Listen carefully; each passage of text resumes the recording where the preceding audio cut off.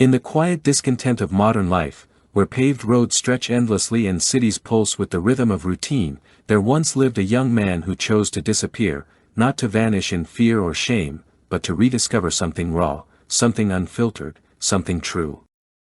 This is the story of Christopher McCandless, a bright, idealistic soul born into comfort, nurtured by privilege, and burdened by the cracks behind the American dream's perfect facade.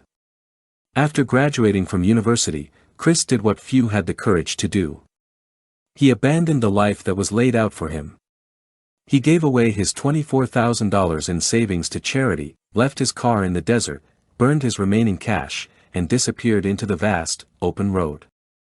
He called himself Alexander Supertramp, and he wasn't running away. He was walking towards something, an unshaped idea of freedom, a purer existence stripped of materialism, hypocrisy, and expectation. His path took him across the United States, through the deserts of the Southwest, the wheat fields of South Dakota, down the Colorado River in a borrowed kayak. But Alaska. Alaska was the dream. A place where he could cast off society once and for all and live off the land, guided only by instinct, philosophy, and a deep yearning for authenticity.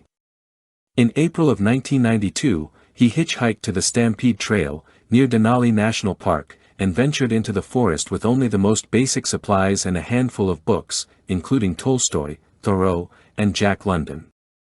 There, he found an old abandoned bus, and made it his home. For a time, he lived his dream, hunting, gathering, journaling, reflecting.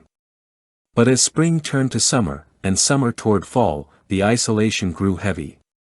The thrill of solitude began to yield to the desperation of hunger and solitude's sharp, aching edge.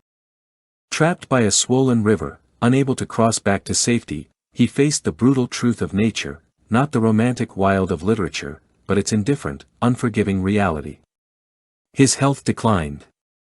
He made a critical mistake, consuming a toxic plant, likely mistaking it for an edible one, or perhaps eating one that became harmful in his weakened state. He wrote in his journal, "Happiness only real when shared." He left behind one last photograph. He signed it simply, "I have had a happy life and thank the Lord. Goodbye and may God bless all." Christopher McCandless died in that bus, alone, in August 1992.